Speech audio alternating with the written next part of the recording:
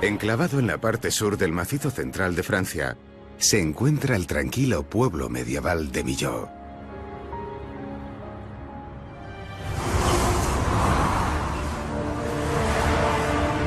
Sin embargo, durante décadas, esa tranquilidad se rompía todos los veranos. Se encuentra en el camino que da a la ruta de transporte más rápida y cargada entre París y la costa del Mediterráneo, por lo que este pueblo histórico se convertía en una pesadilla para el tráfico. Millau no está adaptada al tráfico motorizado.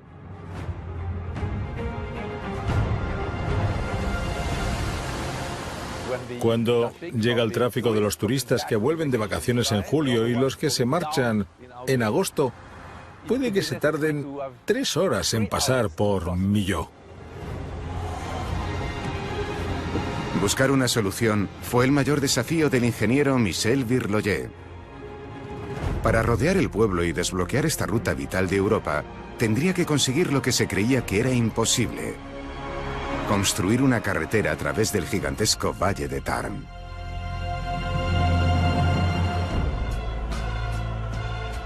Para conseguir esta proeza extraordinaria, los ingenieros crearon una obra maestra.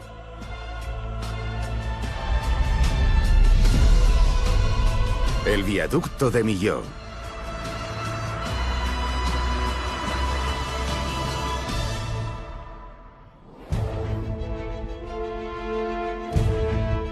Abarca unos 2,5 kilómetros de longitud y se alza a 343 metros sobre el suelo, y es el puente más alto del planeta. Toca el suelo del Valle de Tarn solo 7 veces. Sus delgados pilotes de hormigón sujetan un tablero de acero aerodinámico de 36 toneladas, sujeto por una hilera de 154 tirantes superfuertes.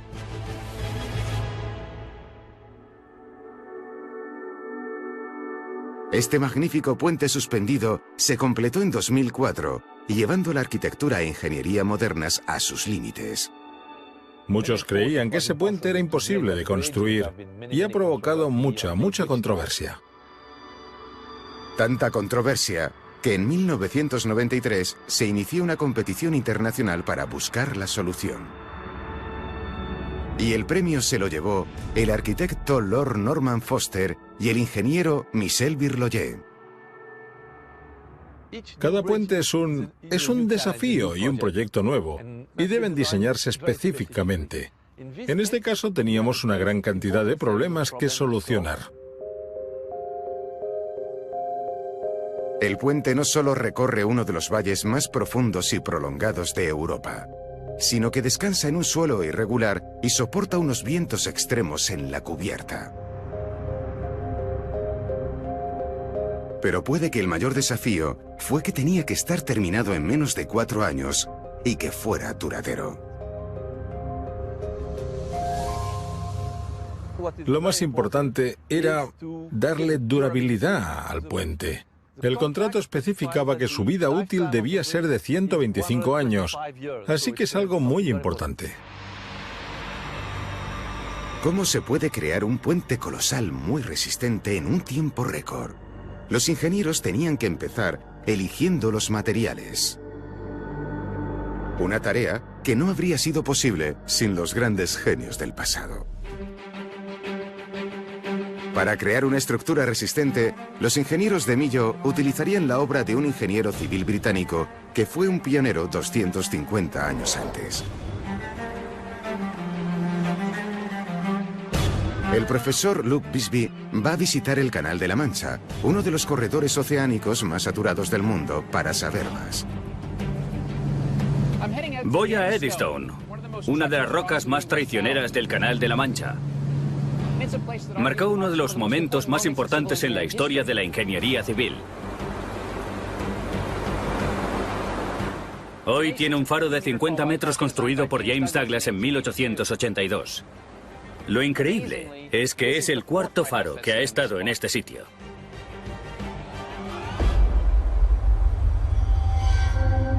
A 22 kilómetros del ajetreado puerto de Plymouth, la roca de Eddystone ha hundido innumerables barcos con el paso de los siglos.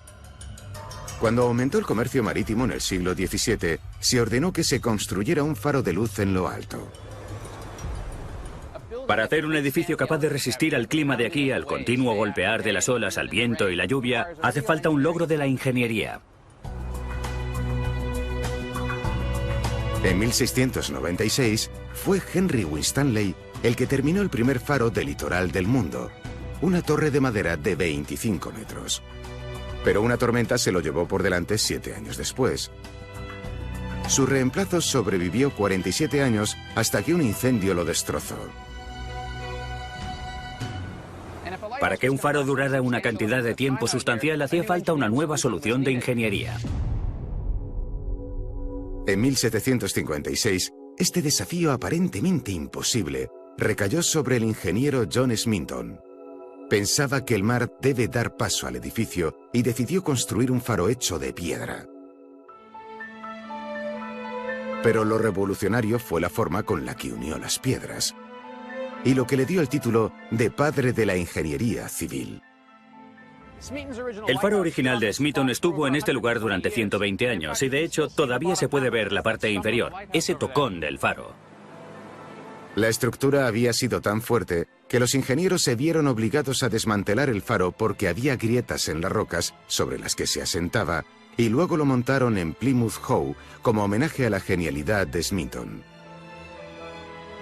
Y el secreto de su éxito había sido un material adherente que podía sobrevivir al golpeo constante de las olas. Smeaton experimentó con mezclas de cal, arcilla y escoria de hierro para crear cal hidráulica.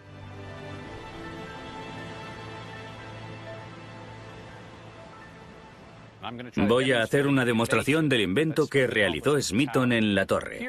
Aquí tenemos una argamasa tradicional que es una mezcla de arena, arcilla, paja, cal y un poco de tierra. Y este tipo de argamasa se utilizó tradicionalmente durante cientos de años. Y el otro material que tengo por aquí es la mezcla de Smeaton.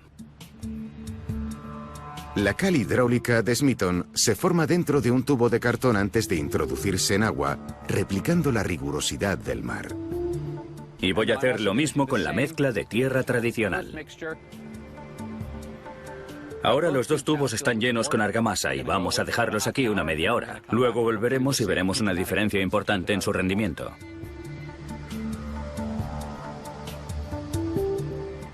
Primero vamos a ver el tubo que está lleno con la argamasa tradicional. Vamos a ver hasta qué punto ha fraguado. Y como veis, no ha fraguado nada. Este es el que más nos interesa, el que tiene la argamasa basada en la tecnología de cal hidráulica que se le ocurrió a Smeaton. Al momento puedo notar que esta es mucho más sólida. Si la aprieto no ocurre nada. Si miro en el interior puedo ver que ahora está muy sólida. La combinación de fraguar rápidamente y hacerlo bajo el agua fue lo que revolucionó la ingeniería civil. Lo que había creado Smeaton fue el precursor del cemento de Portland, que es el ingrediente fundamental de los hormigones modernos.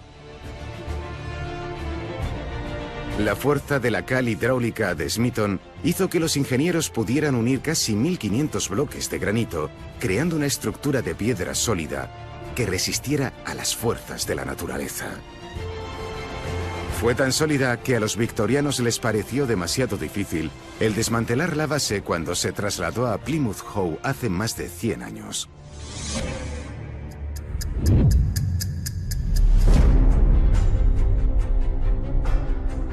En el viaducto de Millau, los ingenieros mejoraron la fórmula revolucionaria de Smeaton para crear una forma tecnológicamente sofisticada de hormigón moderno, y la utilizaron a gran escala, construyendo 7 de los pilotes de puente más altos de la Tierra.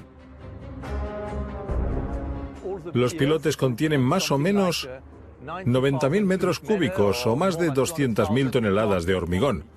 Y este es el hormigón que tiene una resistencia muy elevada. Pero para que el ingeniero jefe Michel Virloyer llegara al plazo de 4 años y evitara las multas de más de 25.000 euros al día, cada pilote debía construirse simultáneamente en 7 obras individuales. Y debido a su altura extrema y su forma compleja, hacían falta unas técnicas de ingeniería extremas.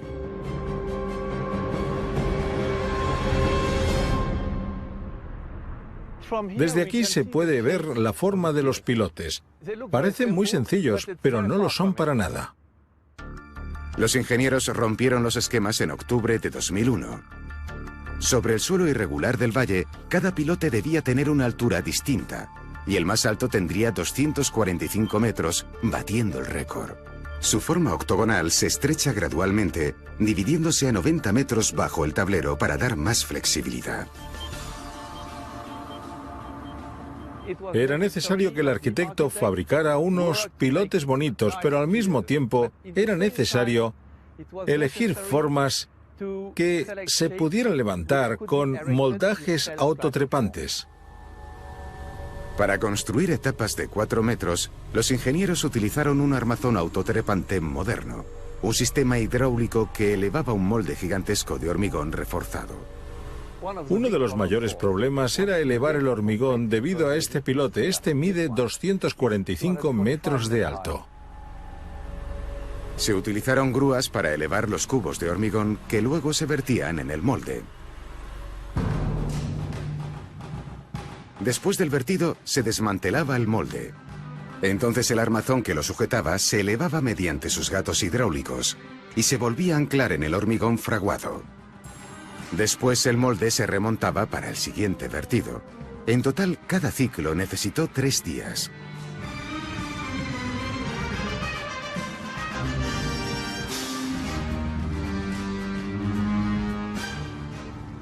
Pueden ver las líneas entre las distintas etapas del hormigón y también las marcas de los elementos donde podíamos anclar los moldes al hormigón. Los pilotes se acabaron en solo 2 años, un mes antes de lo previsto. Desarrollar una solución para levantar los 7 pilotes al mismo tiempo fue una aventura importante.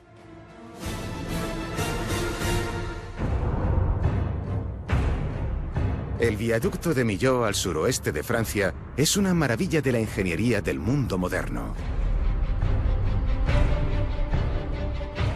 Cuando se decidió colocar esta estructura al oeste de Millau, fue necesario diseñar el puente que cruzaría el valle. Este puente extra grande, que recorre el enorme abismo del Valle de Tarn y que tiene 343 metros de altura, es el más alto de la Tierra.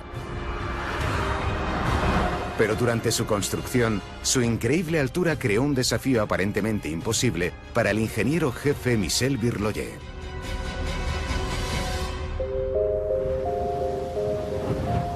El gran enemigo del diseño del puente era el viento.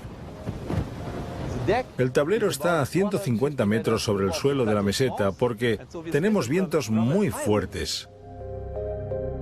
¿Cómo se construye un puente tamaño XXL que pueda aguantar vientos huracanados y turbulencias a una escala sin precedentes? La solución es reducir la fuerza del viento. Pero reducir los efectos del poder tremendo del viento en el tablero no hubiera sido factible sin otro invento ingenioso del pasado.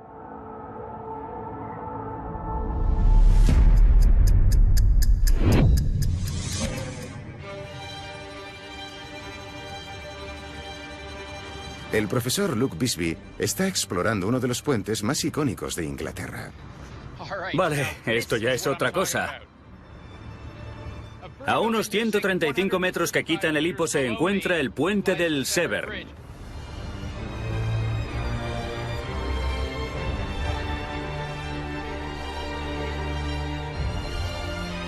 Se inauguró en 1966 cruzando el río Severn entre Ost y Chepstow. Fue la primera carretera de enlace importante entre Inglaterra y Gales del Sur.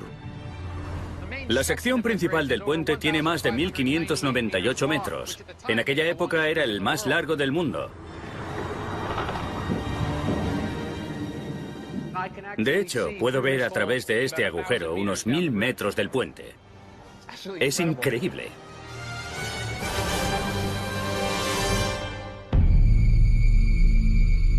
Pero aunque la longitud del puente fue un desafío de ingeniería increíble en su momento, el clima presentaba el mayor problema.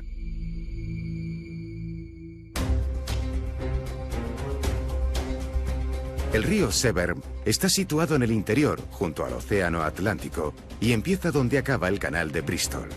El terreno elevado de Exmoor, en la costa oeste, y las montañas de Gales del Norte crean un embudo para los vientos predominantes del suroeste y para las tormentas del Atlántico, aumentando su potencia. Era esencial construir un puente que resistiera los vientos fuertes. Bajo el puente uno puede hacerse una idea del viento al que se enfrentaban incluso en un día relativamente tranquilo. Durante la década de los 50, el ingeniero civil Sir Gilbert Roberts recibió la tarea de diseñar el puente más largo y resistente al viento del mundo. Y el mayor desafío estaba en el tablero. Si os fijáis en la forma del tablero, os haréis una idea de cuál fue la solución. Y lo más increíble es esa forma, porque la solución que se les ocurrió fue en realidad un error feliz. Mientras probaban el diseño original de celosía en el túnel de viento, la maqueta se rompió.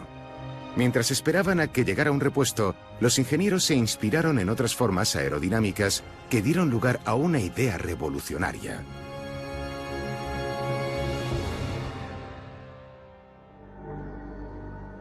Lo que tengo aquí es una maqueta de un avión y podéis imaginaros que el ala de este avión representa el tablero del puente.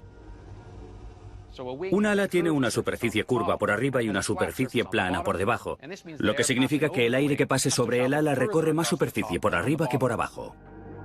Mientras el aire pasa sobre la superficie curva, aumenta su velocidad y pierde presión. La presión por debajo se mantiene elevada, empujando hacia arriba a la zona de baja presión, creando sustentación.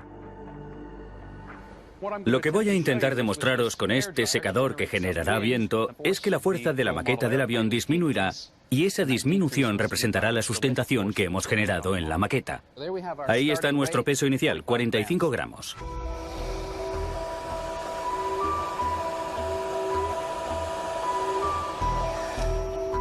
Bien, ahí lo tenéis. Los ingenieros no querían que pasara esto en el tablero del puente. Sin embargo, si se repite el experimento al revés, el efecto es beneficioso para el tablero. Lo que deberíamos ver es que esta fuerza debería aumentar, no disminuir. Podéis ver la fuerza descendente que viene del viento. Esto sujeta todo como es debido, con seguridad, con vientos muy fuertes. Como la superficie curva está debajo, el aire pierde presión al acelerar y las altas presiones que hay encima empujan hacia abajo. Este es el principio exacto que utilizaron los ingenieros en el puente del Severn. Sir Gilbert Roberts y su equipo crearon un tablero con vigas aerodinámicas de acero, el primero del mundo. Hueco, de solo 3 metros de grosor, con una cera voladiza a cada lado, el tablero puede crear una corriente que lo mantiene en su sitio. A lo largo de su historia, 13 vehículos que cruzaban el puente han salido volando, pero el puente se ha mantenido firme.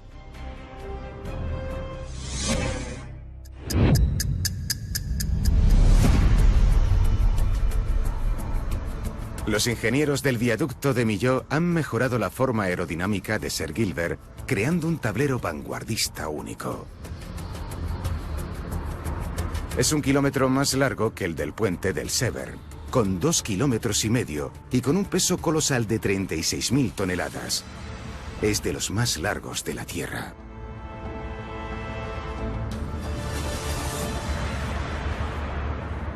El tablero es aerodinámico, lo que significa que es bastante llano, con 4,2 metros y además tiene una forma continua, muy poca inclinación, lo que hace que el viento pase por debajo, reduciendo automáticamente su fuerza.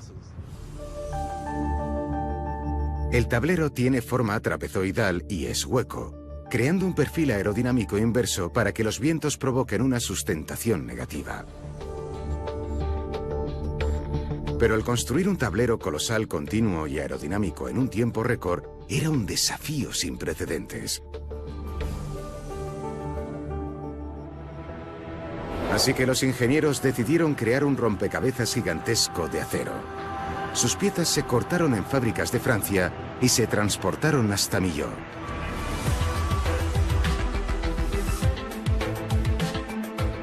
El núcleo central, que podría ser la columna vertebral del puente, está hecho con piezas de 20 metros y se trajo a la obra con camiones. El tablero fue montado en las colinas a cada lado. Se organizaron 2 obras en cada meseta para recibir las piezas del tablero.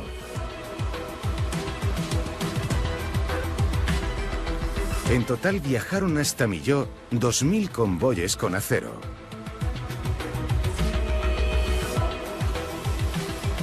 Las soldaduras se concluyeron en solo 20 meses, utilizando 150 toneladas de material para soldar. Pero los ingenieros del viaducto todavía tenían que enfrentarse a su mayor desafío. El viaducto de Millau del Macizo Central de Francia es una obra de la eficiencia de la ingeniería. Es más alto que la Torre Eiffel y el puente parecía un sueño imposible. El proyecto fue ideado por el ingeniero Michel Virloyer y fue más allá de los límites de la construcción. Ha sido muy difícil, la solución no fue inmediata. Tuvimos que trabajar mucho para resolver los problemas, fue un gran desafío. Puede que el mayor problema al que se enfrentaron fue colocar el tablero de 2,5 kilómetros sobre los pilotes de hormigón. Su gran altura descartaba el uso de grúas. La única opción de los ingenieros era deslizar las 2 secciones del tablero desde cada extremo del valle. Los pilotes son tan delgados que habría sido muy difícil utilizar las técnicas de despliegue clásicas. La parte principal del tablero pesa 7.000 toneladas. Sus proporciones de altura y anchura hacían que fuera sensible a las fuerzas laterales. Si se empujara el tablero por la superficie del pilote, provocaría fricción, aumentando la fuerza lateral con consecuencias potencialmente catastróficas. Para resolver este problema, aparentemente imposible, Michel y su equipo de Millau necesitaban reducir la fricción durante el despliegue, una tarea que no sería posible sin los ingeniosos inventores del pasado.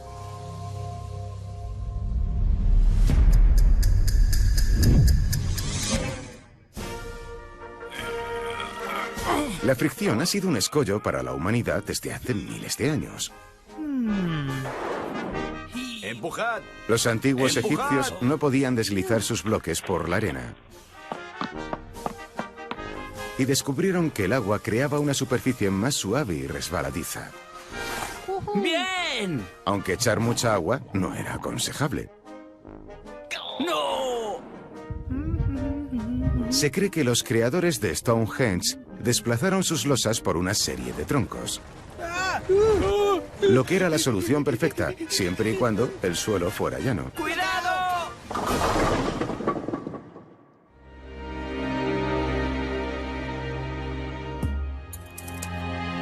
Pero por suerte para los ingenieros de Millau, un accidente científico en un laboratorio estadounidense en los años 30 daría una solución. El ingeniero Rhys Morgan desvela este descubrimiento accidental que revolucionó nuestra forma de vida. La mayoría reconoceréis estos objetos cotidianos, pero lo que no sabe la mayoría es que todos utilizan las propiedades de un producto revolucionario llamado PTFE, o su nombre completo, politetrafluoroetileno. Este producto revolucionario fue creado accidentalmente por Roy Plunkett, un químico estadounidense. En 1938, mientras desarrollaba sustancias refrigerantes, un experimento con un gas llamado tetrafluoroetileno salió mal. Se solidificó de repente, cubriendo el interior de la probeta con una resina cerosa. Sin darse cuenta, Plunkett creó lo que sería una marca reconocida a nivel mundial, Teflón. Tiene muchas propiedades distintas. Resiste la corrosión, es inerte químicamente, no reacciona con otros materiales y tiene una temperatura de fusión muy elevada. Pero, sobre todo, es muy resbaladizo. Y ser resbaladizo quiere decir que es muy útil para superar las fuerzas de la fricción. Un fenómeno que es difícil de realizar con un metal estándar.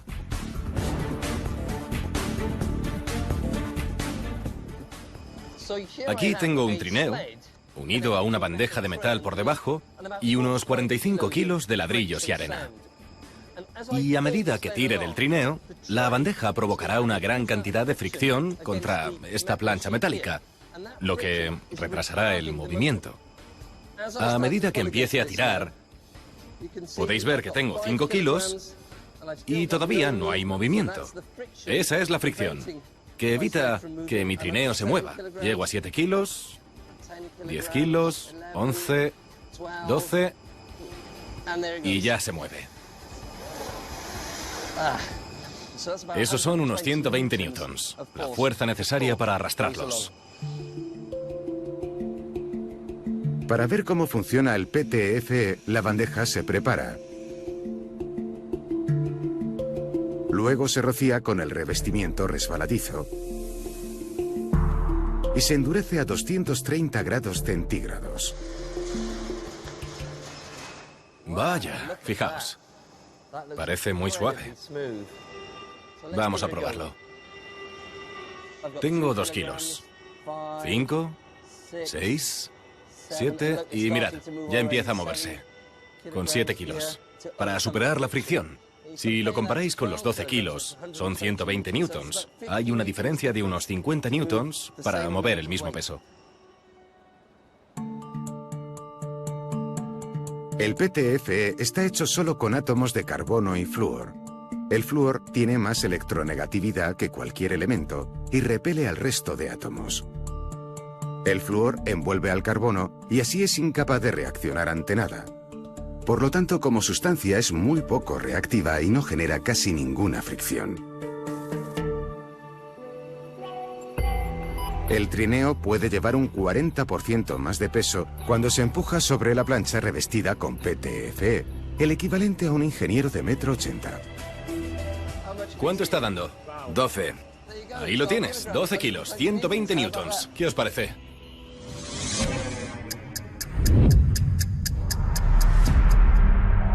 Los ingenieros del viaducto de Millau utilizaron el PTFE incorporándolo en un mecanismo único que resolvería el problema del despliegue de una vez por todas.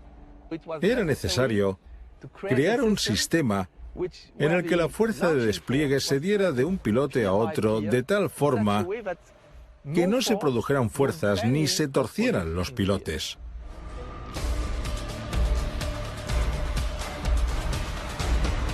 Para ello, el equipo creó un desplazador, una máquina que utiliza la propiedad resbaladiza del PTFE y gatos hidráulicos para elevar el tablero sobre cada pilote antes de desplazarlo hacia adelante.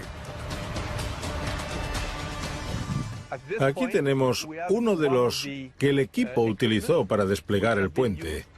Teníamos 4 de estas máquinas en cada soporte.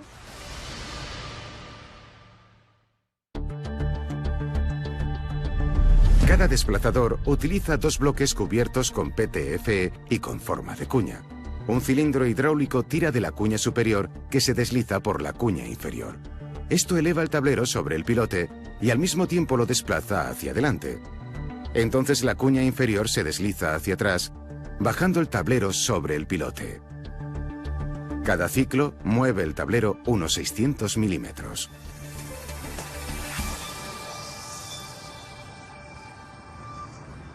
Todos los sistemas de despliegue se mueven a la misma distancia y al mismo tiempo, y así comprenderán claramente que no producen ninguna fuerza sobre los pilotes.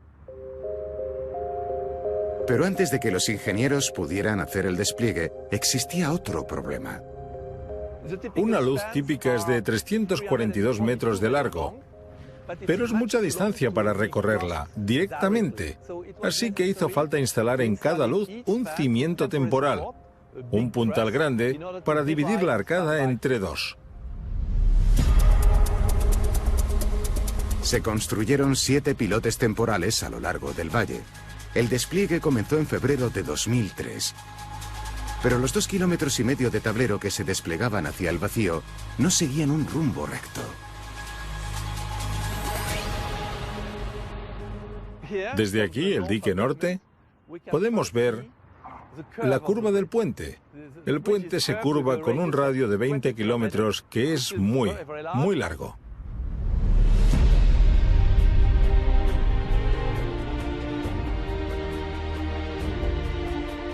A medida que progresaban las dos secciones por su rumbo curvo, desde los dos extremos del valle, los ingenieros tuvieron que utilizar la tecnología GPS para mantener la precisión. Y en mayo de 2004, 15 meses después de empezar el despliegue, las dos secciones del tablero se unieron por fin sobre el río Tarn. Increíblemente, solo se habían desviado unos milímetros. Este sistema fue vital para conseguirlo.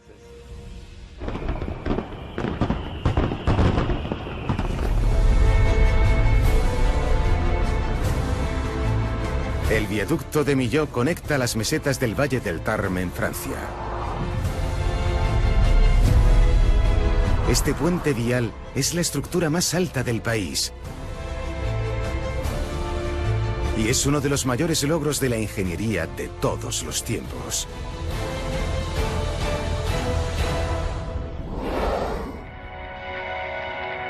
Fue ideado por el ingeniero Michel Virloyer y diseñado por el arquitecto Norman Foster, y los dos tuvieron en cuenta el medio ambiente.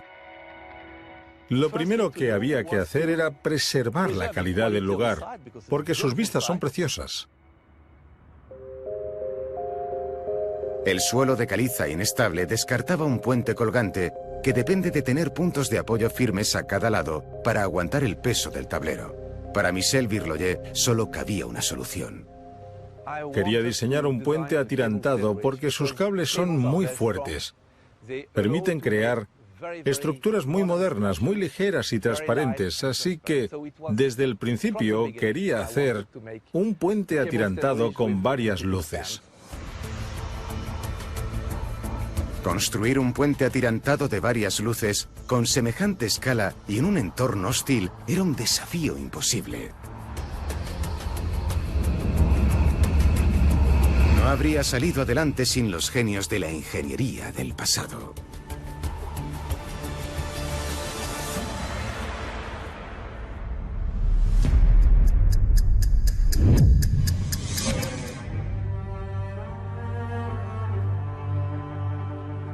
El ingeniero de estructuras Jonathan Ledin rema por el gran Strömsvatudal en Suecia, buscando el origen de un avance histórico en la ingeniería. Durante siglos, este tramo de río, en Strömsund, fue un obstáculo que tenían que superar los viajeros. A medida que los coches eran más habituales, se decidió a principios de la década de 1950 que se construiría un puente colgante.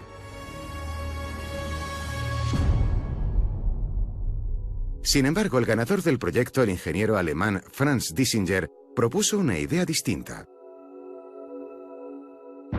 Fue una persona crucial para reconstruir Europa tras la Segunda Guerra Mundial, en la que se destruyeron 15.000 puentes, y las soluciones de construcción de Dissinger eran económicas y eficaces. Lo que construyó Dissinger fue esto, el puente de Strömsund. Un diseño atirantado que desde entonces ha sido reconocido como un referente en la historia de la ingeniería.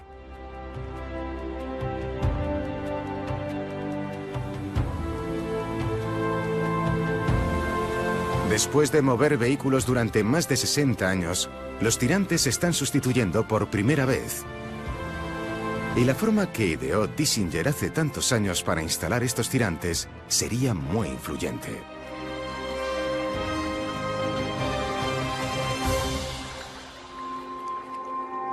El funcionamiento de un sistema de tirantes es sencillo, pero muy eficaz. Imagínense que mis brazos sobresalen de mi cuerpo así y que intento mantener los cubos de agua en su sitio. Tengo que hacer mucho esfuerzo con mis brazos. No es exactamente fácil de sujetar. Voy a utilizar esta cuerda para representar los cables tirantes que están unidos al tablero. Y voy a subirlos sobre mi cabeza, que representa a los pilotes. Ahora, la mayoría del peso ha dejado de estar en mis brazos, sino que pasa por las cuerdas a mi cabeza y de ahí hasta el suelo. Y eso es exactamente lo que ocurre detrás de nosotros. El peso del puente y la carga del tráfico está siendo transferida por los cables hasta los pilotes. Sin embargo, los primeros puentes atirantados eran débiles. Unos cables rudimentarios y un conocimiento limitado de las fuerzas que actúan en el sistema hicieron que a principios del siglo XIX se abandonara la idea. Y el problema de los ingenieros del pasado era el diseño de los cables para que las cargas se distribuyeran uniformemente. Las consecuencias de que uno o más cables acumulasen demasiada tensión podrían ser desastrosas.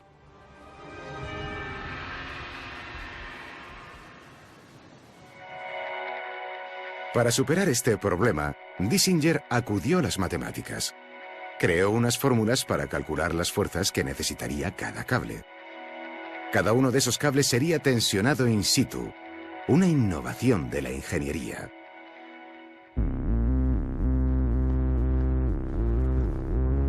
Ahora se están renovando mediante el mismo proceso. Estos son cables completamente nuevos que se instalarán por la noche. Y al igual que ocurrió hace ya tantos años, primero se montarán en su sitio y luego se tensionarán con precisión. Con el método innovador de Dissinger, es posible hacerlo en cuestión de horas. La técnica de construcción pionera de Dissinger ha influenciado a algunos de los puentes más icónicos del mundo. Se ha trabajado aquí durante toda la noche. Y lo impresionante es que la forma en la que se ha hecho no es demasiado distinta a lo que se habría hecho aquí hace muchos años. A día de hoy, al puente Strömsund se le considera el primer puente atirantado moderno, y es un verdadero hito en el mundo de la ingeniería.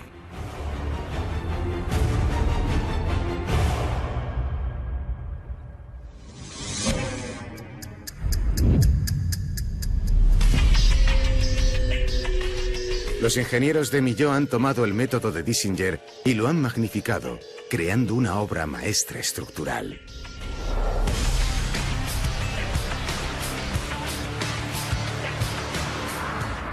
La orientación de este puente es la de un puente atirantado, pero al tener varias luces es algo muy especial. Mientras que el puente de Strömsund solo tiene una luz, el de Millau tiene 6.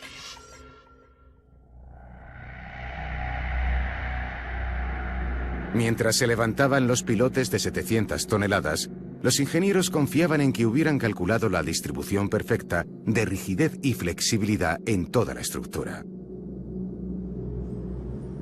La clave del éxito estaba en los tirantes. Este es uno de los tirantes de este puente que da la resistencia necesaria. De hecho, solo tenemos 11 tirantes a cada lado para cada uno de los 7 pilotes, unos 22 por cada torre. Los cables más fuertes están hechos con 91 hilos de acero y tienen una resistencia de rotura de 25.000 toneladas. Estos cables son más resistentes que el acero convencional y por eso los tirantes son muy eficaces para diseñar luces muy largas. Son tan fuertes que los ingenieros solo instalaron un eje y el puente solo se hizo rígido cuando se tensionó.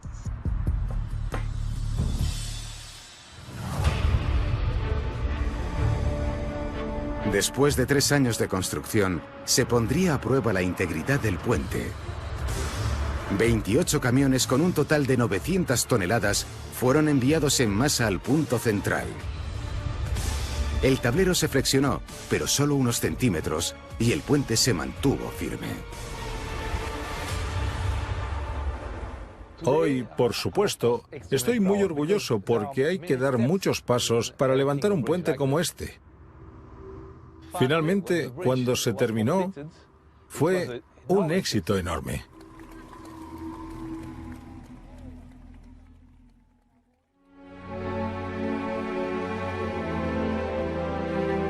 El viaducto de Millau se inauguró en diciembre de 2004, 2 meses antes de lo previsto, y marcó un hito importante en la ingeniería de puentes.